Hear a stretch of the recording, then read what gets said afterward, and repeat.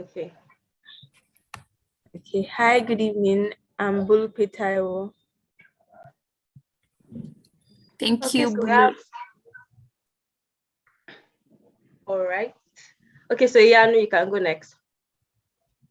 Hello.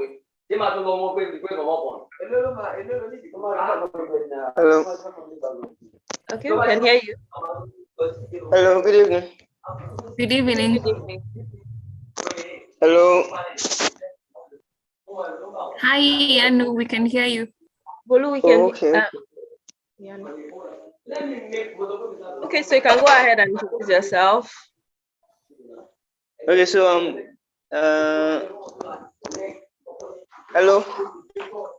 Okay, we can hear you. Can you hear us? Hello. Okay, don't worry. Let's move on. Chris, go ahead and introduce yourself. Yeah, hello, good evening. I am Christopher B. I'm a front end student. All right. Okay, thank you too. And then we have Stanford.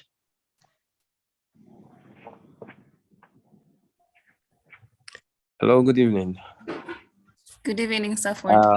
Yeah, my name is Stafford. Apparently, I'm a UI UX designer. I'd say it's nice to have you here. Thank you. It's nice to be here. Yeah, all right. Okay, so we have Yemi. You can go ahead. Hello, Yemi. Can you hear us? Oh, Maria, you can go ahead if you can hear me. Good evening, Tendo Maria. I'm very interested in front-end development, and I'm also a student at ALEX, apparently, as I do this. Okay. Awesome. So I think Yemi is in a noisy place instead he dropped the message. Okay, that's okay. So hi guys, my name is Uhuru Valerie. I come from Kenya. I'm so excited to be here and to learn from you guys as you learn from me as well. I am a software developer. I have developed in JavaScript. That is the language I started with. Right now I'm doing Ruby on Rails, but then JavaScript is still my sweetheart. So I hope we enjoy the class. I would like it to be an interactive class, so you can always stop me whenever you feel like you want to ask a question, and I'll be posing questions to you guys if I'm able to answer.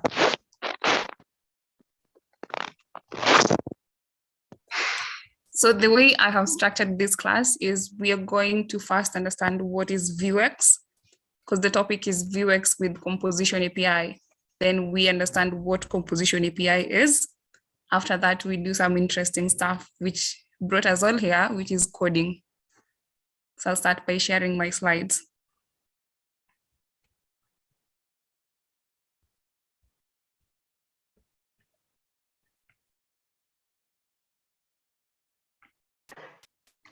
So hello guys, go on and answer, don't be scared.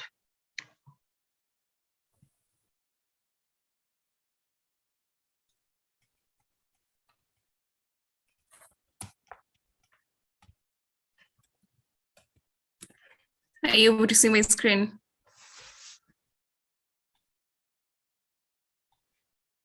Is anyone able to see my screen? Yes, I can. Awesome. So now that we are in Composition API, I am guessing or assuming that we've done everything that is before Composition API, because this is now an advanced version. So I'd like to ask the class, what do you understand by the term Vuex?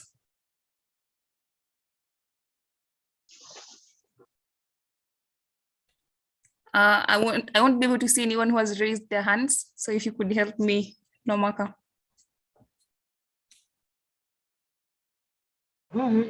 Sure, no problem. Okay. Okay, so guys, go ahead and answer the questions.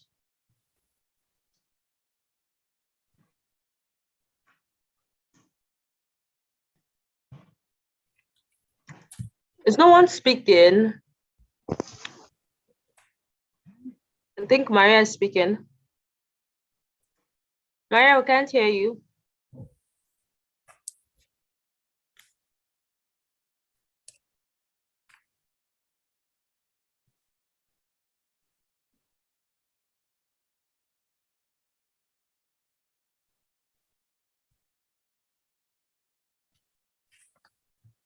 Okay.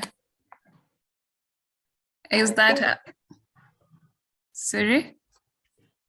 No, I wanted to ask them to speak actually. Okay. No, if it's okay, I can just continue. Okay. Okay, awesome. So when I say Vuex, I mean state management. Vuex is a state management pattern and library for Vue.js applications. It serves as a centralized store for all components in an application, with rules ensuring that the state can only be muted in a predictable fashion. So Vuex is like how you'd view when you take maize. I don't know if maize is a staple food from the shamba, then you put it in a store where everyone else can go and access it. That is now our Vuex for Vue.js. It keeps the state management in one singleton so that any other component can be able to use it. So when I say state management pattern, what do I mean? Let's take a look at this simple app. I have an application called Counter. It has state, it has view, it has actions. The state has data, then the view has a template, the actions has methods that now will be used to mutate now the state. So when you talk about Vuex, when you talk about Vue.js, Vue.js is a single flow. It has a single flow data.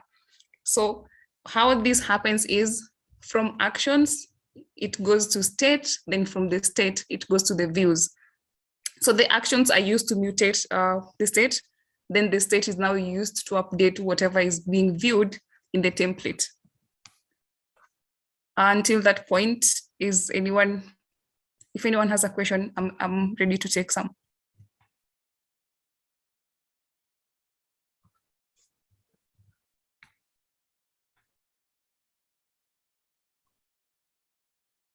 Any question?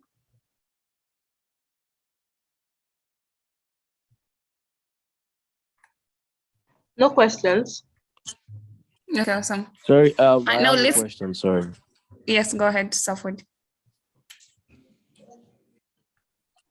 Okay, so this topic, Vuex, I was wondering, would it help me in my own career, in my field of career? I mean, UI UX designer.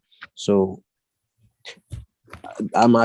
this is a new topic to me, so I don't know what it's about. So I want to ask if it would add something else. Okay. I think Stanford was a mix-up. This class is supposed to be for front end. This is not your class.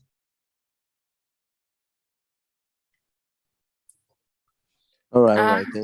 Thank you. Yeah, but then Stanford, it would be nice to this is front end, then UI UX is front end as well, just as an added advantage. So when you hear someone talking about Vuex, you know that it's a state management and it stores data and you can brag about it.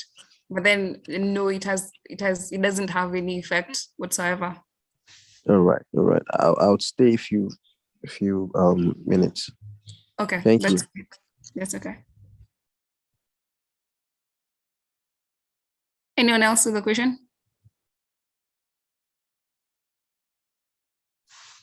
All right, I'll continue. So now let's break down what we just saw in the code.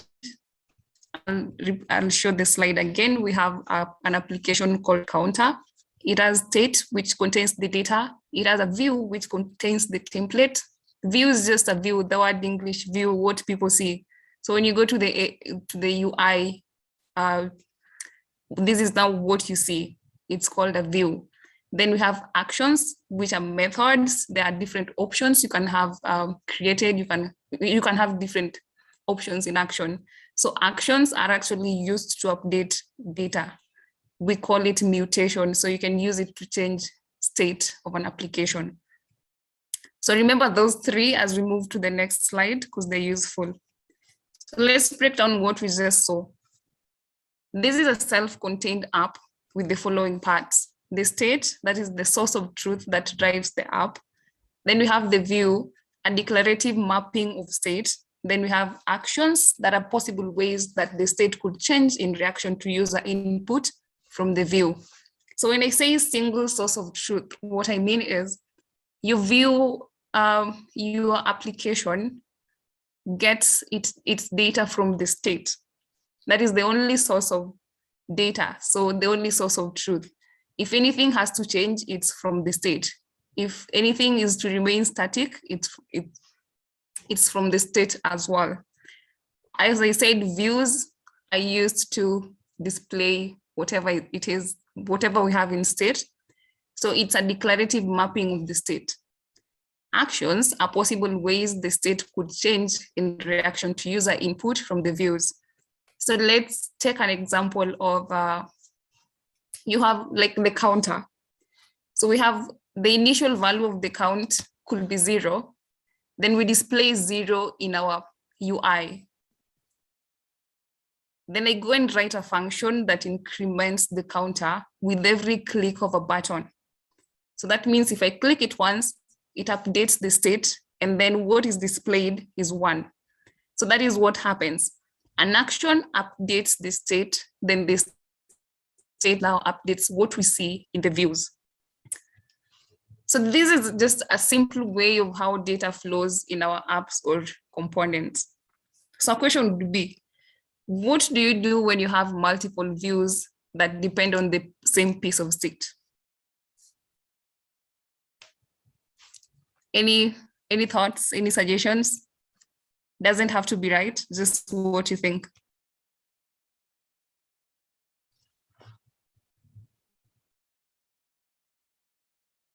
What do you do when multiple views depend on the same piece of state? As I explained, views are just templates when you look at your code. Then state is where data is stored. So what happens when multiple templates within your application depend on the same state? Okay, I think the views are going to be, or the states are going to be stored in props and can be reused. That's what I think. That's right, Timothy. That's true. Any other way we can go about this?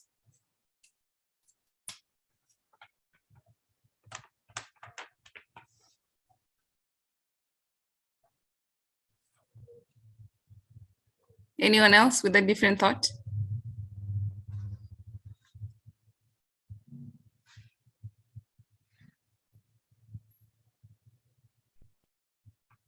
Awesome. So what we normally do is store them, then pass the data in form of props to the different templates that need them.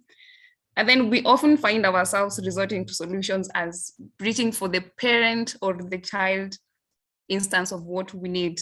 Or we could use events to mutate or synchronize multiple copies of the state that we need, which is often messy when you now have a big application, because you now imagine you have an application that has 10 components that depend on the same state, and you have to keep passing the props down. You have to look at the parent, you have to look at the child of the child, then it gets busy. So now that is where Vuex comes in. It extracts the shared state out of the components and manages it in a global singleton, which is now used with every component in your application. Now as a big tree, and let me see what I can, okay. You have a file that only has your state. It has the mutations, it has the actions, everything that is needed to change data, then it stores data as well. So any component within your application that needs to access any state now goes to that Vuex. Then when I say Vuex, I mean the file that we stored our data in. Now it goes to that file to access the data that it needs. So it makes it a lot easier when now you're passing down data. You don't have to use props, you don't have to mutate or do anything to the data, you just have to access it. So now when we now understand what Vuex is, so we need to understand what is Composition API. And composition API is an addition that was made in Vue 3. That means we were using something else before Vue 3. So before I move to composition API, who has a question on Vuex?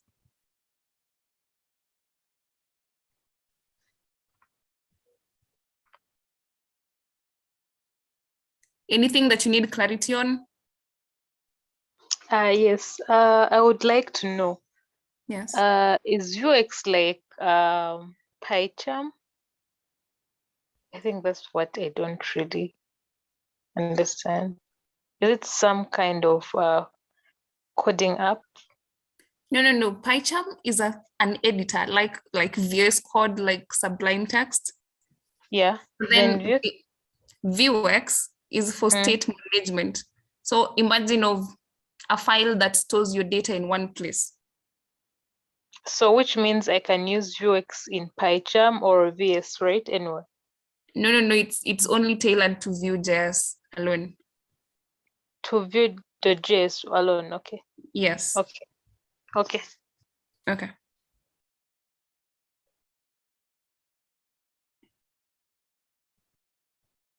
Any other person? Does Vuex act like a library that we can import into our Vue app, or how exactly does it work? So Vuex is just let's imagine of an umbrella name for different actions. So you see in the application that I have right now is empty. I needed it to be empty so that we start from scratch. But then when you're writing, when you have a Vue application, you normally have a template, then you have a script, then you have styles, right? Inside your template, you do have data, you do have computed, you have different mutations, you do have watchers. So instead of having all those in one file or in a single component, they're now extracted from your component and are stored in one single file. So that is now what we refer to as Vuex. It is only used for state management. Okay. Thank you. Did you get it? Yes, I did. Thank you. Okay, awesome. Someone else?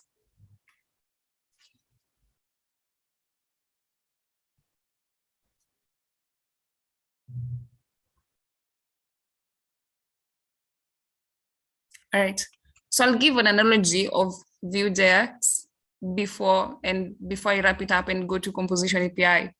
So imagine you have a file and this file contains all the data that your application needs. This file contains every action that needs to mutate your data. So when I talk about mutations, computed, we have watchers, all those are now stored in one file. And any other file can be able to access this single file and get all the data and information that in that file. That is what we call state management. It removes the data from one component or different components and stores them in one place so that many components now can be able to access it. That is the same logic that happens when you're importing. When you create a component, let's say you have a search component, it might be many components in your application may need to use that search component. So in order not to keep creating this component in each application that you create, you just need to have it in one file, then import it in different files and use it. So that is the same way Vuex manages state. So awesome. Now to composition API, which is now the big thing right now. What was used before composition API was called option API, where you could have, I keep mentioning computed, I keep mentioning methods, then there are watchers and the different mutations. You'd have, let me see if I can get a whiteboard and explain.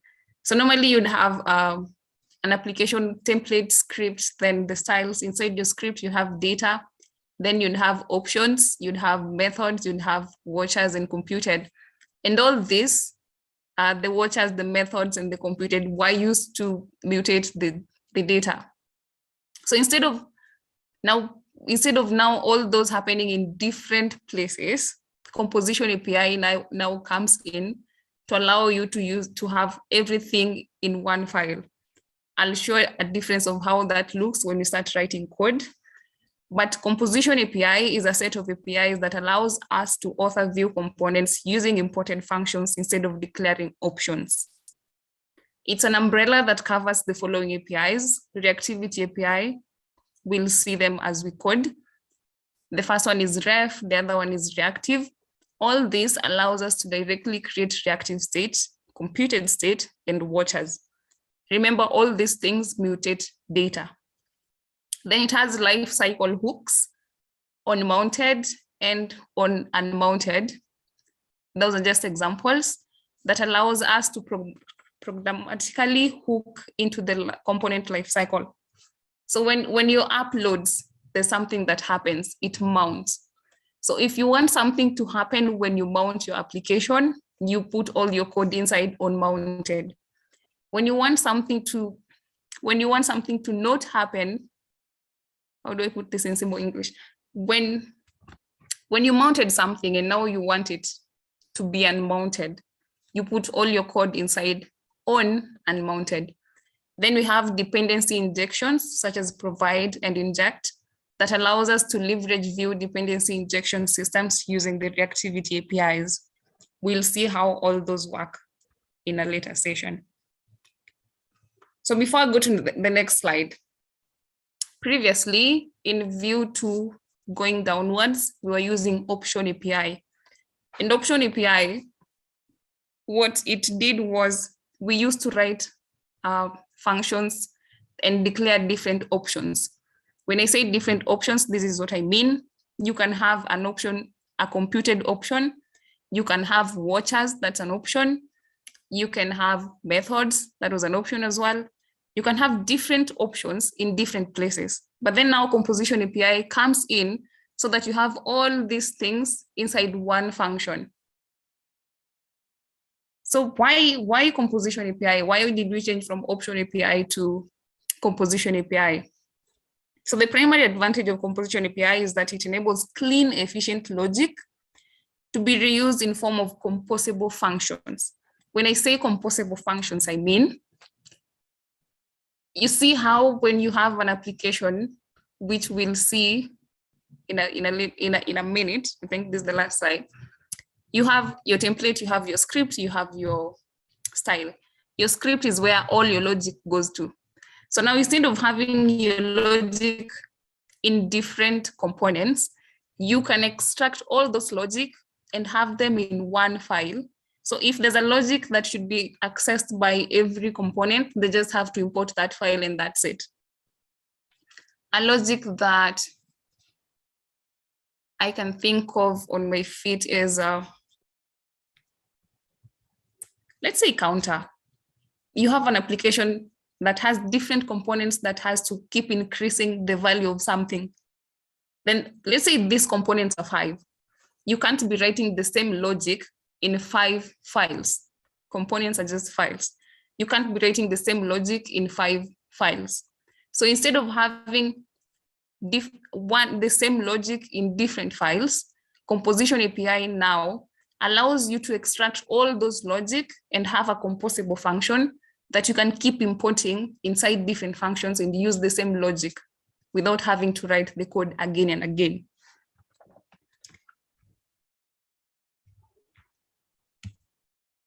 Now, before we go to the most exciting part, that is writing code, anyone that has a question on the theory bit of Composition API, Option API, why we need Composition API instead of Option API, what's new, you can raise your question right now before we go to code.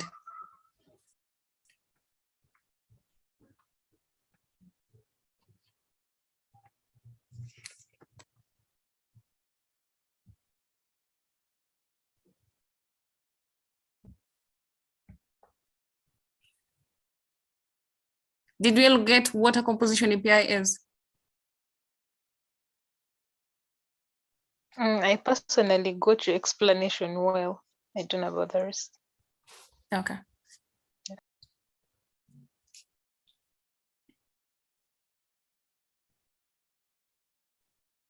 Anyone else?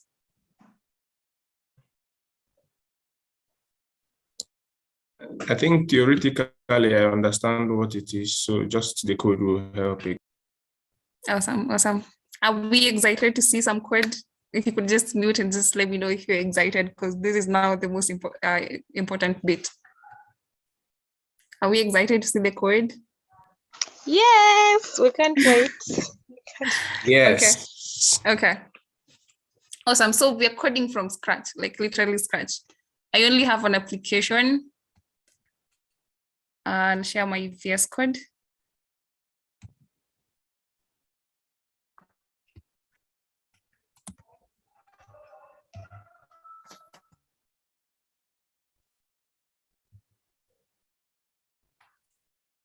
All right. So this is my application for now. So what we will do is I will code as I explain what I'm doing and ask you guys as well to help me write what I am writing, if that is understandable. So we're doing this together. So now the application that we want to create, sorry.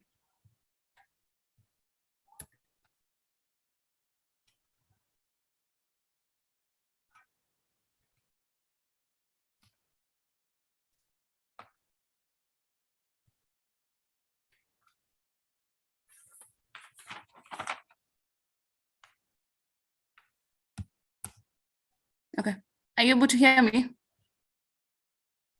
Yes. Oh, awesome. So we'll call it a generator, not generator that generates electricity. No, it's just a generator. So imagine something that generates something. So I have an Express application. Express is for backend. So we'll use that as our API. So we are going to consume this API using Composition API and see how it works. But before then, let's look at now the difference between Option API and Composition API. What was there before and what we have right now.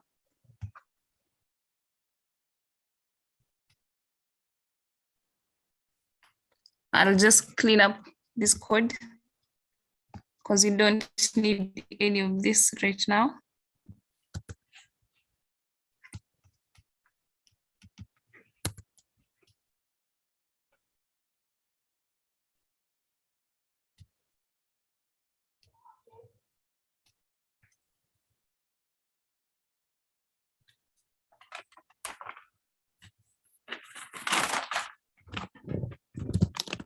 Okay, so when I was talking about the different components, it's not components, how a Vue.js app looks like.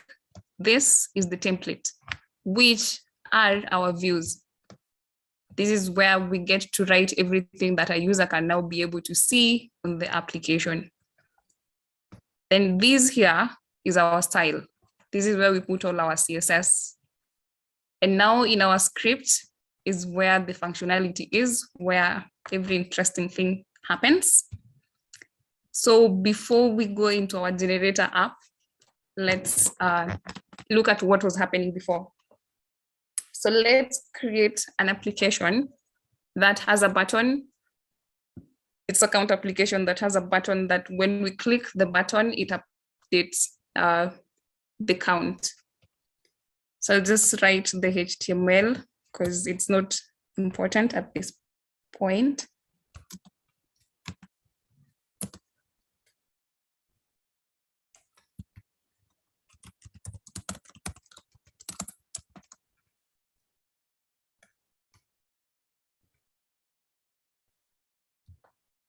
Then we'll add a button that will be clicked.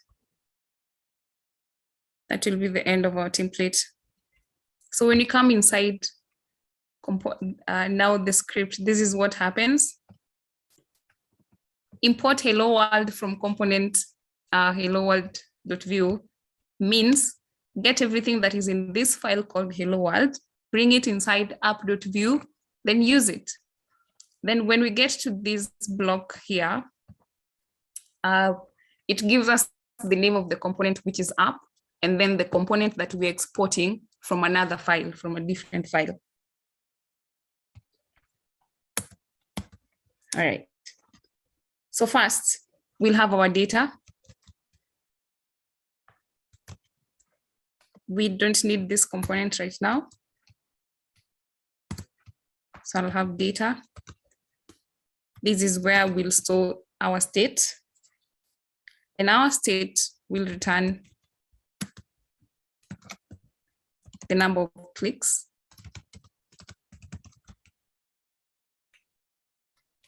Then we'll initialize it to 0. So what this means is when the app loads, before anything happens, the initial value of number of clicks is 0.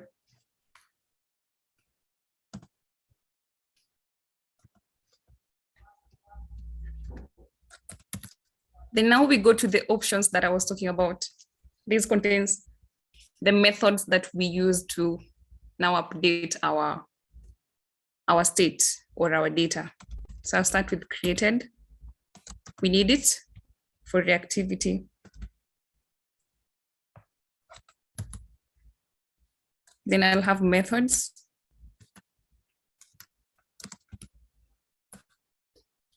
The method that I want to have right now is called handle click. This method will be used to update the number of clicks.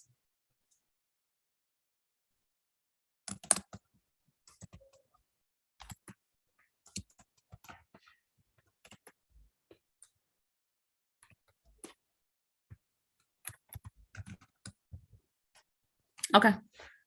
So would someone tell me if I want to update the number of clicks I want to add, what do I do?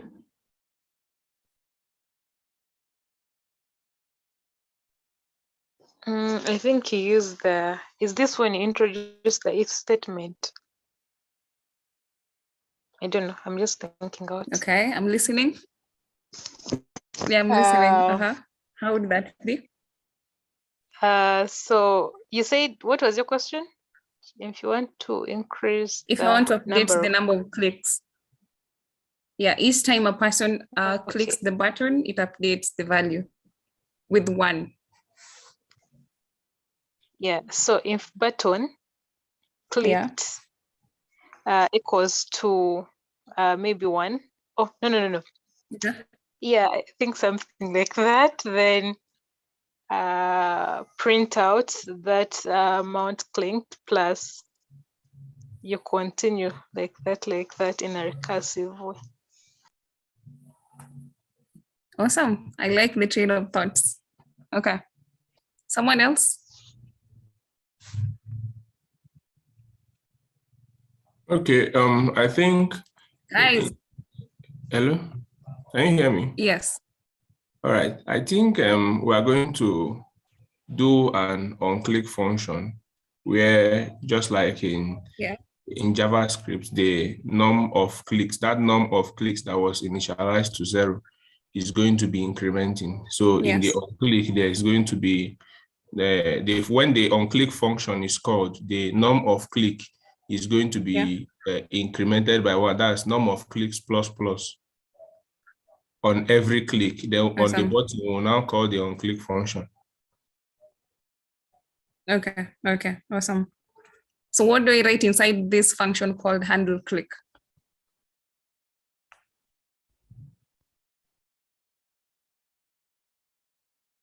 How do I access number of clicks?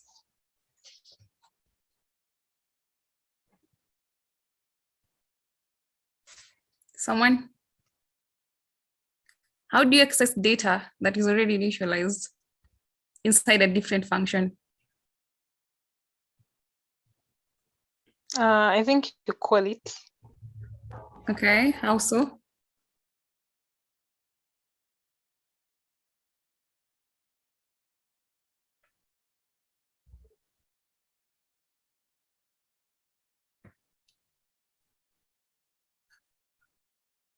All right, I'll take it. So we'll use this keyword. It is very controversial in JavaScript. We still can't understand why we're using it, but then we will just use it. So we use this to access the number of clicks. So inside my function, I'll use what, I'm not sure if it's Ike who said, sorry if I say your name wrongly. So what we'll do is access number of clicks, then increment it. So this is what we'll do. This dot number of clicks. You can see if I write n, it knows that I'm looking for something that I already initialized. So number of clicks, then plus plus. This is how we increment things in JavaScript. So depending on the number of times you want to increment it, at this point, I'm only incrementing it by 1. If you want by 10, you can put plus 10. If you want by 5, you can put it plus 5. So now we go back to our template where we want to display, you clicked me this number of times. So now how do I now access the number of clicks and display it in my template?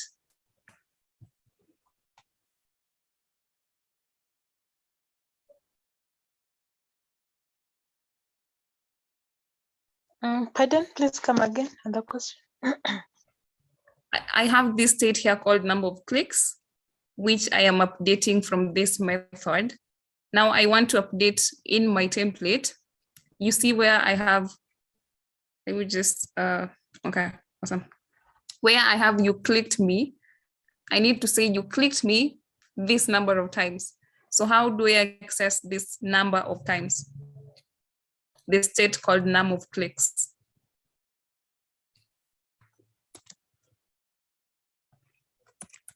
I think we'll do so using curly braces. I think we'll put the norm of clicks in curly braces. We'll call it in double curly braces. Okay, awesome. That is how we do it. So we'll call number of clicks. Awesome. So inside our button, what do we do? First, just a minute. Why do we have to place them in double curly braces? Why not just single curly braces? Let's just say it's a convention. That is how it's being done. In this world of coding, it's interesting that you cannot be able to explain like everything. And even ask someone, why do we have to write created? Why don't we have another word? So number of clicks is just a convention that is used to display the variables inside a template. I doubt there's any logic to it, but then that is just how it is. Is that okay? Yes, please. Okay, so anytime, just remember, anytime you have to display a variable or anything that you're accessing within your JavaScript, just if it's not a function, just do the 2 curly braces and the name of your variable. All right, so now we are inside our button. We need to bind the handle click function to our button. What do we do?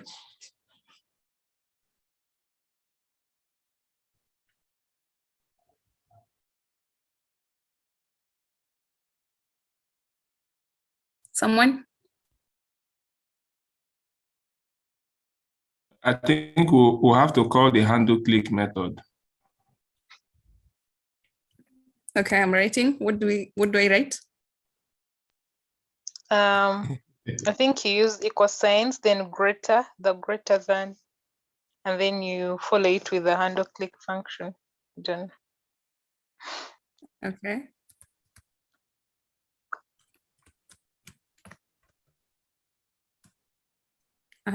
Another perspective.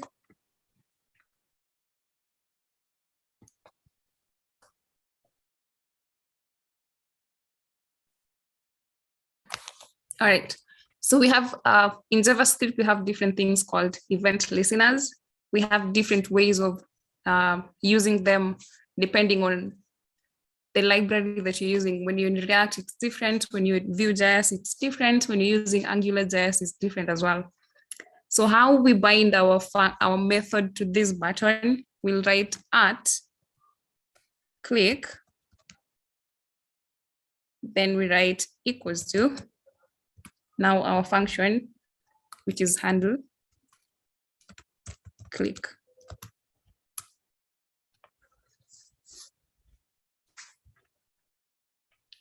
Let's now go to our browser and see. So at click in Vue.js is on click in JavaScript. Exactly, yes. Yeah, because also no JavaScript is on click. Yes, so when you do at click, it's equivalent to on click. Okay, our button is misbehaving somehow.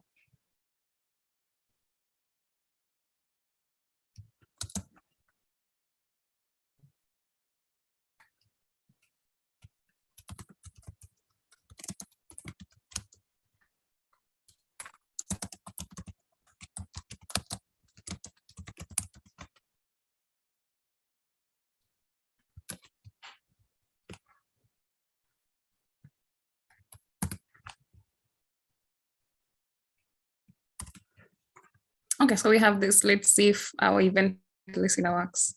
So if I click it, it updates 1, 2, 3, 4, depending on the number of times that you click it. So now this is what we call option API, which was used in Vuex version 2 going downwards. So right now what we have, which is being adopted, is called composition API, which acts differently. So when you look at this, we have our data, it's up here. Then we have all these other options down here that are used to mutate the same data that is up here. So now options API comes in to let us do all this inside one block. So just, I'll delete what we have here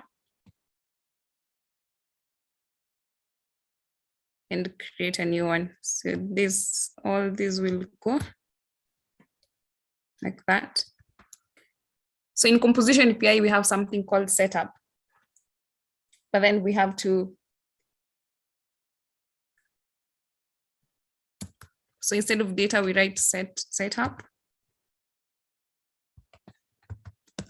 Then everything that we did previously, sorry, I should just comment it out so that we see the difference.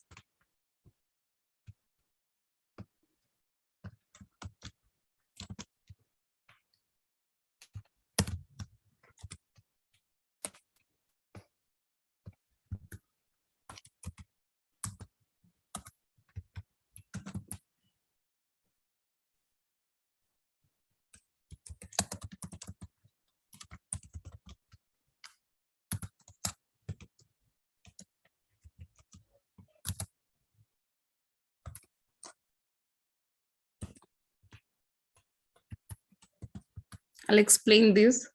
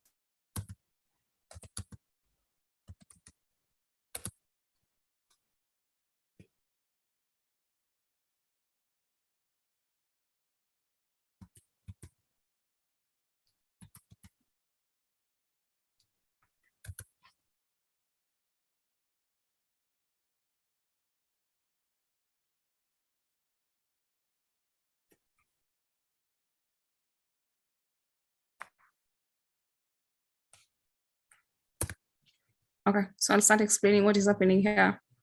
So the first line 24, what you see is import ref from Vue. So ref is used in composition API to store the state. So when I say look at line 31, let number of clicks is equal to ref 0. 0 is now the initial value that I'm giving to number of clicks, which I did here in line 14, like so. So now I'm storing this value here inside ref. Then in line 35, I'm trying to access the value that is inside ref using dot value. So anytime you're using composition API, you'll always use dot value to access everything that you stored inside ref. So let's go to our UI and see if it still works the same. Okay,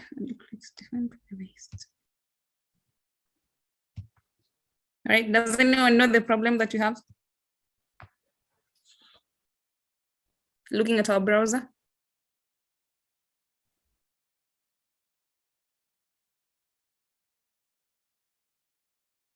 How do we solve this error? Okay, let's see the code now. Okay. Here we are.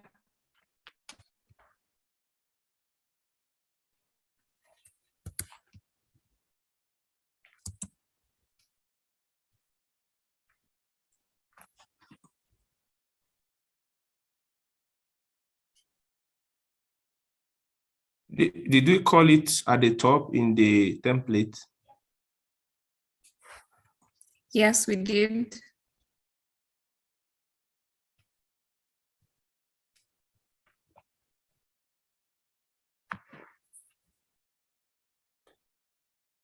So we don't use the this keyword in the composition API, this dot number of clicks.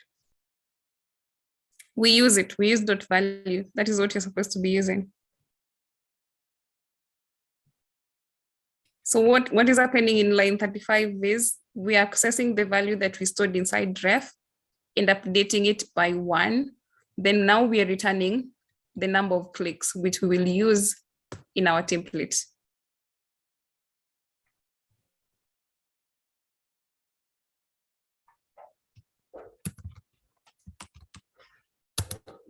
So remember, anytime you write a function, you have to call that function in order to be able to use it. That is what we forgot to do.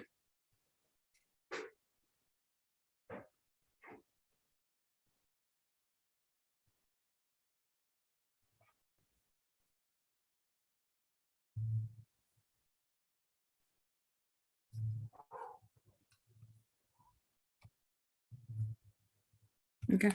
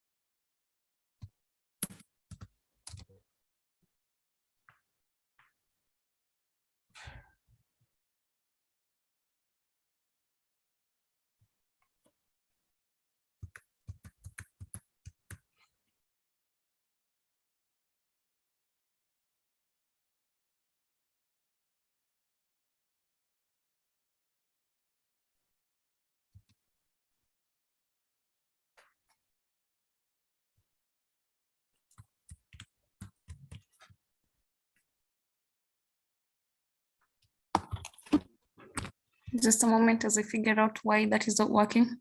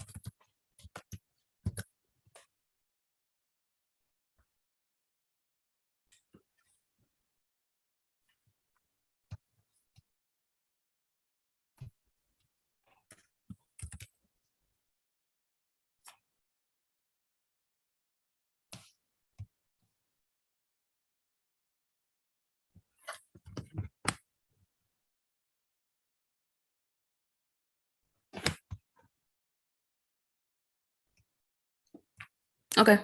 As I figure out why that is not working as expected,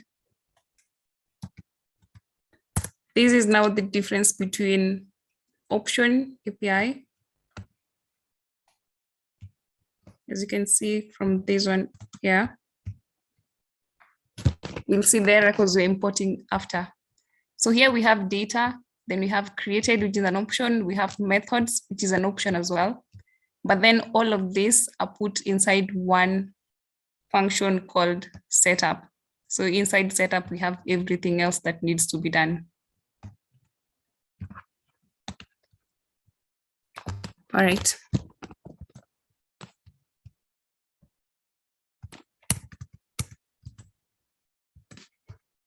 Any question before we continue?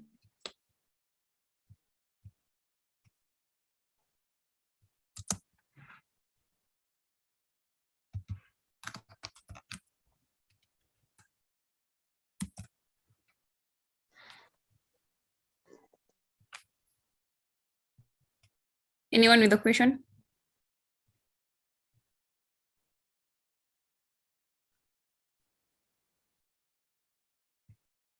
All right. Give me a minute to set up the Node.js application that I talked about. Then we continue.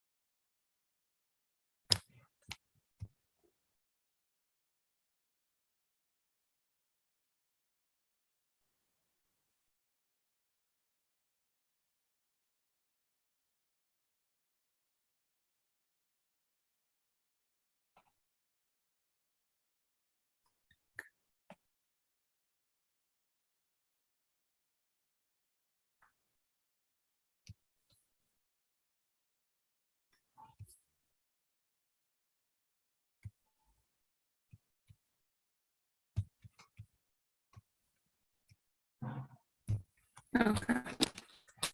I am running my Express.js here. It's called App Generate API, which will be our API that we'll be consuming. Also, I think I have figured out why this is not working.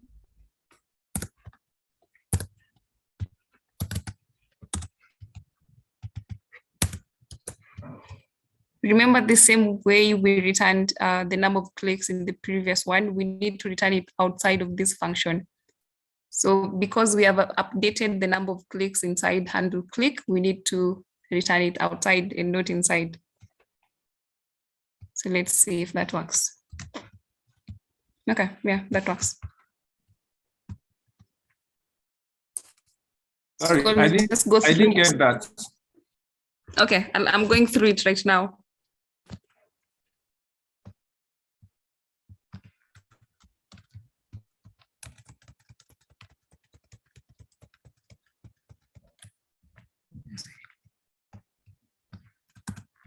Okay, so this is what we had for the options API. Then now we have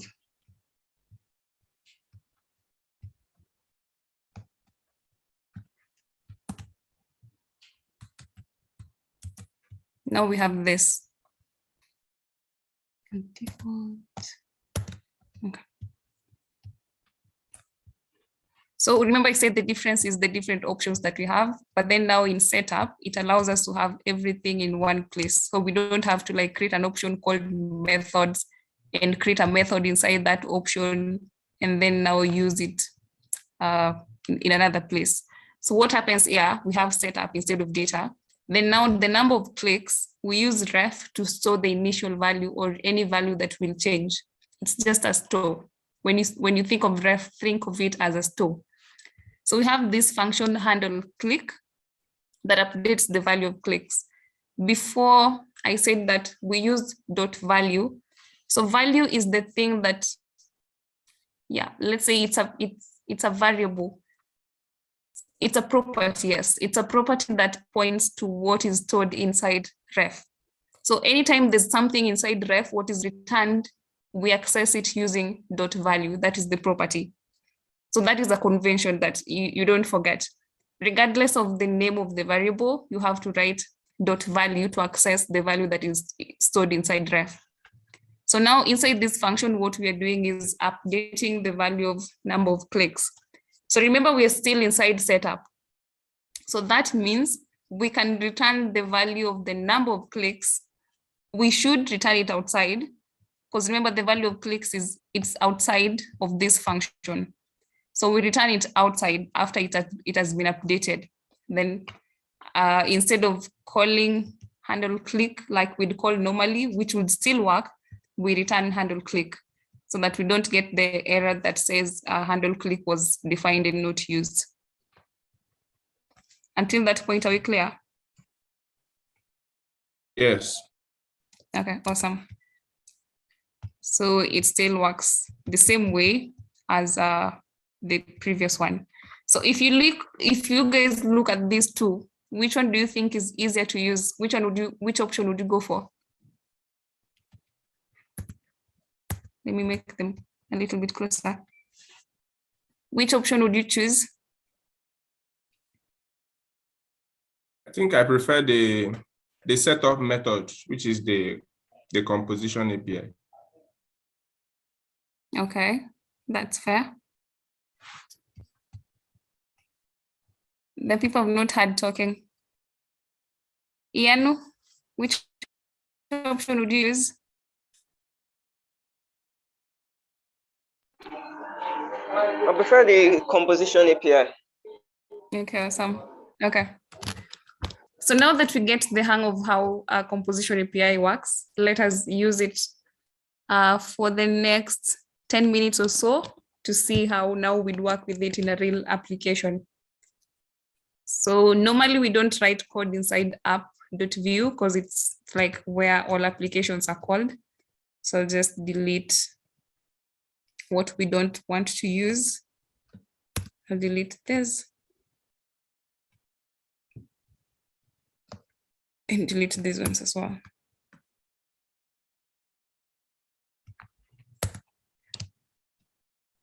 So I have this component called generator. This is where we'll use our generator API to see the skills that are being generated.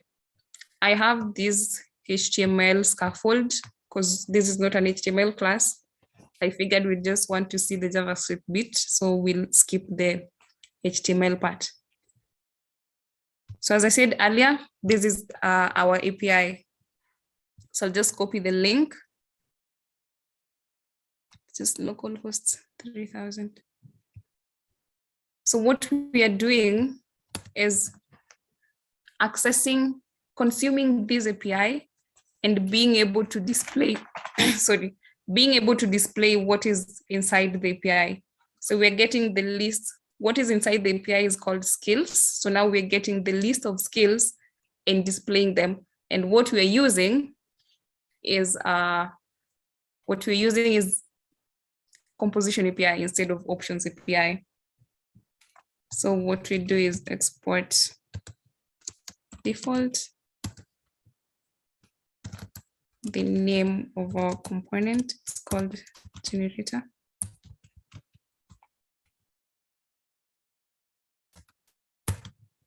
And now we go to what we just saw set up.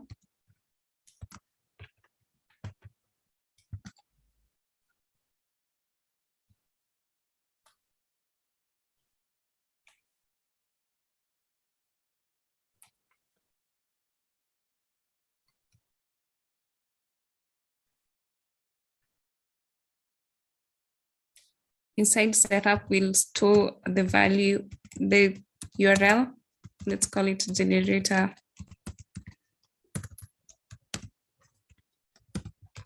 API. Make it local first.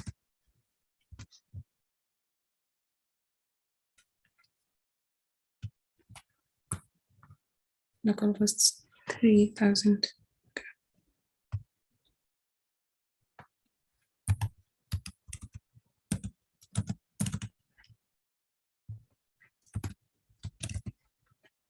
This is our API endpoint. Then now we'll have a variable to store the skills. So maybe we'll call it skill list. Remember I said ref is where we store the data, the value of the data. So right now, because an API will always give us an array of objects, let us now store an empty array. That is where our data will go to. So we want to fetch an API. So who knows how to fetch an API?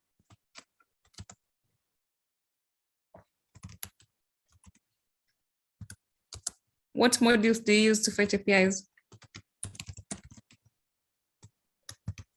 I think you use fetch or Axios, I guess. Yes, thank you, Timothy. So in this case, because I don't want to install Axios, we'll just use fetch. And I'm using an asynchronous function so that it waits. Okay, when I say asynchronous function, because I want this to be as interactive as it can, what do I mean by an asynchronous function?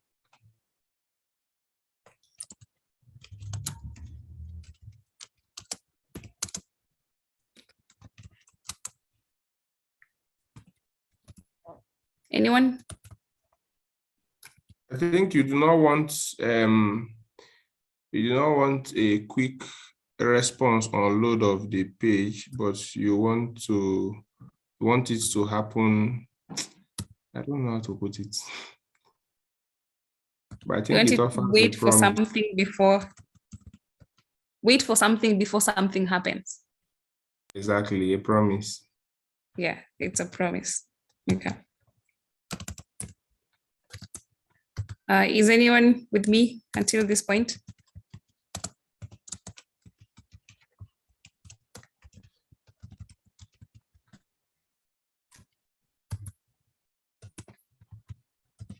Okay, let me talk through what I'm doing.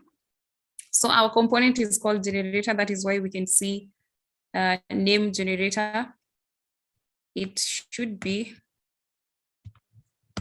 inside the string. Then it doesn't have to import it. Then we have setup because we're using composition API. And this is our API endpoint.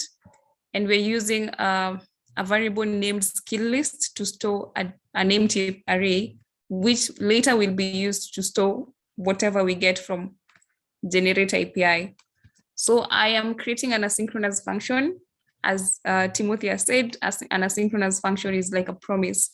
So when they tell you, if you pass an exam, I'll give you a pen.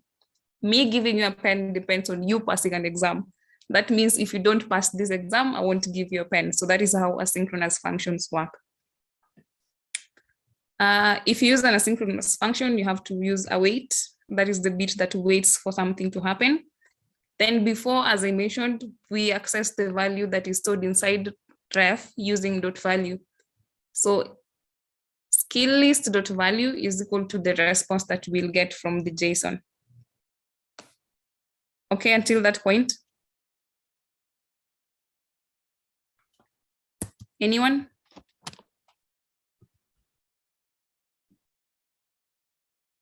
Okay. So in order to use a function, you have to call it. So we are calling skill list. After calling skill list, we'll return now the variable that we created before, which is skill list.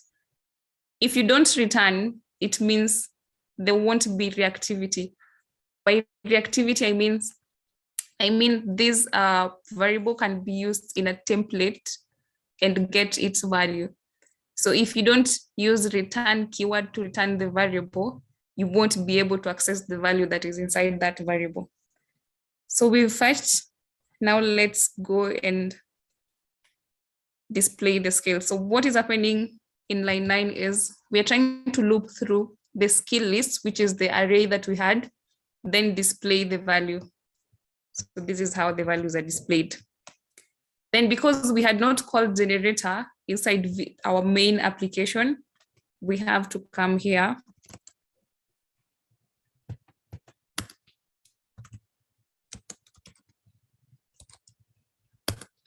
and call it so that we are able to use it.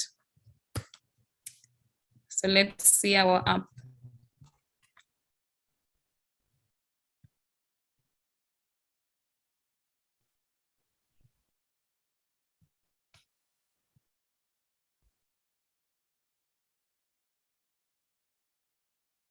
Okay.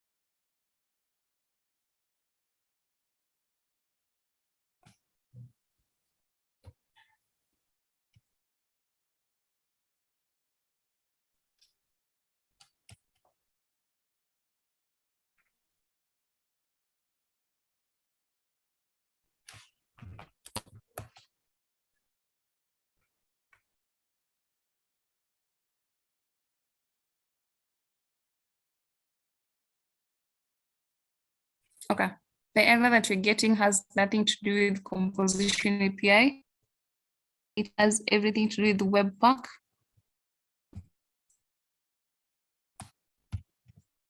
Okay, so just explain. The name of the component is generator, then we have setup, then we are creating an asynchronous function in order to fetch the skills from our API. This is how we use composition API.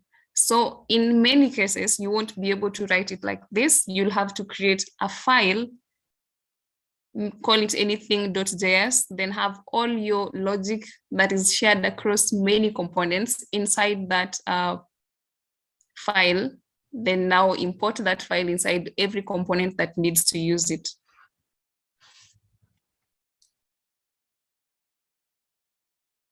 My apologies for this. This is about Webpack and node modules.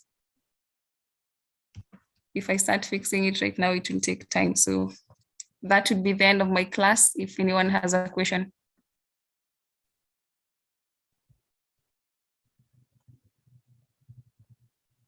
I would like to ask on a particular line in the code I Sure. didn't get. Okay, go ahead. That's line 34. Line 34. Yeah. So inside, see, you remember we said we have different ways of fetching an API. You can choose to use Axios, which is a library that you have to install, or you can just use fetch, which is JavaScript. It's vanilla. It can be used without having to install any library. So in this line, what I'm trying to do is fetching from this constant here, which is our URL for the API, then hitting the endpoint called skills. So that will be our response. Then this response that we get from fetching from this API, we now assign it to skill list. You remember I said before, if you want to access any value that is stored inside ref, we use .value. So what we are trying to do here is we are saying get the empty array that is inside ref, and then assign the response that we're getting from fetching the API, and then populate it. So if, say, what we get looks like this, let's say name Timothy. If the array looks like this, what we're trying to do is we're trying to say skill list.value is equal to that. So when you try to access skill list.value, this is now what you'll be getting. Is that okay? Okay, just that part where they say generator API / skills. Why they / skills? Sorry. Oh, awesome. So now this is the route. When you're creating an API, there are different endpoints. So this is one of the endpoints in that API. So we're not trying to. So we just need the skills.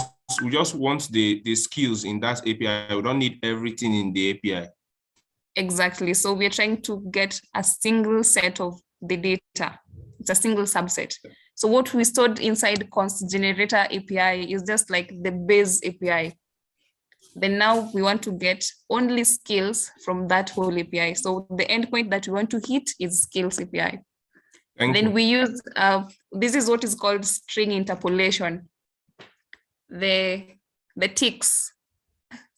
Yeah, so when you use the ticks, it allows you to use both a string and a variable inside one thing. You don't have to use a plus or anything else.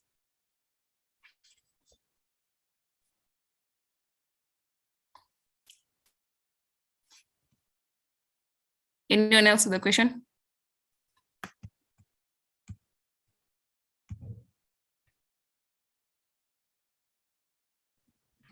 So who has a question? If you have a question, please go ahead and ask Valerie.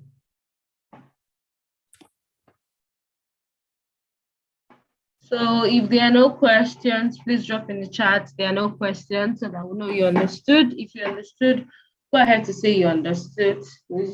So let's just do that in the next 2 minutes.